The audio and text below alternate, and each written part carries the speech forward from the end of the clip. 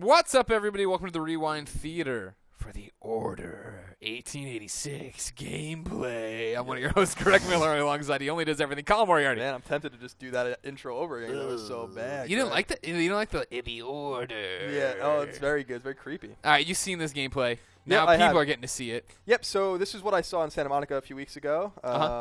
Pretty much the same thing. And we just wanted to go. It's not so much a rewind theater, literally, as much as it's kind of us just kind of commentating, going Just over talking about what's happening in the game. Yeah. Because I haven't seen this. You're giving me the demo they gave you. Oh, so you haven't seen this? You didn't watch it? All No. right, so go back a little bit. We'll go back to right after the Ready at Dawn logo comes up, and we'll just kind of take it. You mean right when they put up this? The Order 1886. So we get it's all snakes. It is all. It's something. Yeah. I don't know what it is. That looks like snakes, right? Dragons, I would say. Really?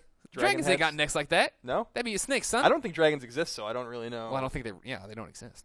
All right, what about? So what do you want here? Just keep going. I was saying, from here. Oh, I thought you were gonna give me some kind of historical I don't have feedback. anything there. Ready at Dawn. They worked on the God of War PSP games. Now they're doing this first console game. Everyone knows that. I wanted to look at this because I think it looks really pretty. Look at his flowing jacket. I think that one scene, if you just go back to like where they're walking on the roof and you can see it more literally, like just absolutely stunningly beautiful representation of 19th century alternate history London, the smog and the smoke and all of that, really representative of the Industrial Revolution that obviously this game takes place in and kind of manipulates for its own history. Yeah. The guns obviously they're holding are not of the time. Not real.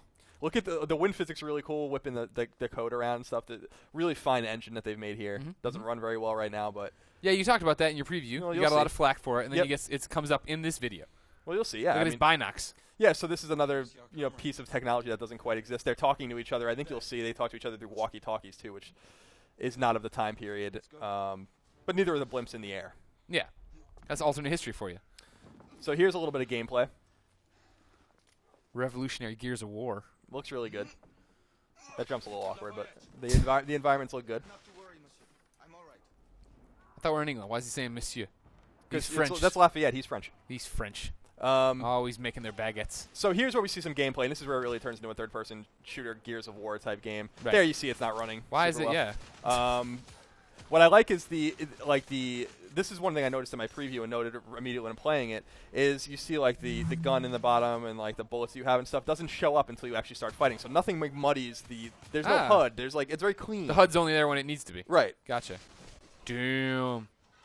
But can you go back a little bit and let's go look at that comment one more time. Let me know what you think about what's going on here. I mean, does this look fun to you? Does this look exciting? I love shooters, and I think this looks good, but it's not revolutionary by any stretch. Oh, no, I'm not seeing anything and being like, whoa. The AI looked dumb, too, but, I mean, that's also just the start of the game. Who knows? So you can see it's I mean, in my eye, it's not running well. Yeah. But obviously not optimized, not QA'd yet. Yeah, you've talked about that. They're just out in fall of 2014. They got time to get it all together, hopefully. You think it's going to make it? No, I don't think the game's coming out this year. But that's what they're definitely aiming for it. Whoa. Now here's where we get into some of the quick time events that people aren't feeling too much. Them QTEs, people call them, Colin.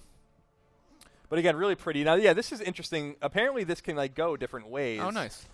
It didn't go that way. No, it didn't work too well for him. There you see kind of one of the air bursts from one of their special weapons. Gotcha. Stop for a pint, did you?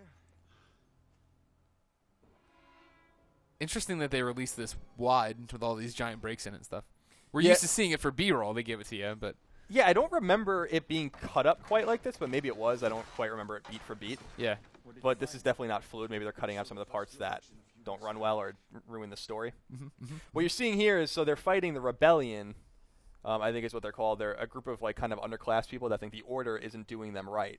The Order only represents and protects the upper class. The people 1%. And exactly, in their minds. Yeah. And they're stealing their weapons. So these are the Order's special technologically advanced weapons that they're finding in the rebellion's hideouts. Is this guy from Scotland Yard? Who the hell knows? But again, absolutely gorgeous game. Looks really, really stunning. Interesting. So that's the Order 1886, Greg, at least what we've seen of it so far. Colin, we've done a lot of PlayStation coverage. It seems like an interesting debut.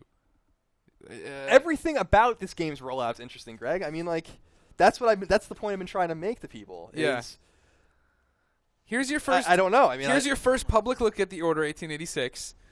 It's this weird mashup of gameplay segments and cutscenes with big black darkness between them. There's no monsters in it, even though you know the game's about hunting monsters. Yeah, Yeah, I mean, so like there's a triangulation of like enemies in the game, right? There's like the human rebellion enemies, and then the monsters that they fight, the Order, the half-breeds, I think they call them. It is a weird rollout, right? Like, this is unlike any of the other first-party Sony games that we've covered in the many years that we've been doing this. Yeah. We had the one trailer from the PlayStation 4 like reveal. Right. And then, you know, the new trailer that we saw a week or two ago, and then this gameplay. Yeah. And obviously the game's beautiful, and I'm super excited about it. But the environments weird, have right? a lot of detail. I like that a lot. Yeah. Oh yeah. Everything about, even like, look at the way I love that. Actually, can we go back? Yeah. Like when he's shooting his gun, the recoil on the gun is like pushing like the arm of his outfit back too, which is like, it's just a lot of detail. Watch. Oh yeah, like the airburst. It's cool, right? Yeah, that's real cool. Like I'm really digging that. Obviously, all of the movement of the duster he's wearing is so cool. Yeah. QTEs I can do without. What I liked about Castlevania Lords of Shadow too, which I just reviewed, is that you could shut the QTEs off. So I think that like what happens when you shut them off? They just choices. Goes, I think. Yeah, and like I think I play with them on because I feel like that's the kind of the way you're supposed to play. Yeah. But maybe it's a sign that developers are kind of starting to get wary of that particular technique. I think QTEs get a bad rap. I don't mind them that much. I don't really understand the purpose of them. You know, they make sense in God of War, I guess, and stuff like that. But like, the more we get to them, it's like, just why is this one button press getting me through this cutscene? Just get me through the cutscene. Yeah, but I mean, like, okay, so the example I go back to is the Deathstroke fight in Batman Arkham Origins. It's the best Deathstroke fight there's ever been in a video game because it shows how badass Deathstroke is. And if you were to do that as other games like DC Universe or whoever, or DC Universe Online, where it's just like you're just fighting a normal dude, you're just fighting a dude who kind of looks like Spider-Man. But when you fight this master assassin who's like trained like Batman is, the way the QTs work and like he's like countering and you're countering him and you're dodging his blade, I think it you still feel like Batman in that moment. You feel like a badass of doing this, but then you get this cool interaction of how cool that guy is. I understand. Don't get me wrong. Lots of people do them wrong. You know, you don't like them. Yeah, they're just overwrought, right? Like they're used a little too much, but. You know, hopefully they work in the Order 1886, and hopefully the game does come out this year. It's exclusive to PlayStation 4, under development, as you said, by Ready at Dawn Studios. Very talented studio, so we'll hopefully have more on it soon. Ladies and gentlemen, for everything about the Order 1886 and everything on that only on PlayStation platform, keep it here on IGN.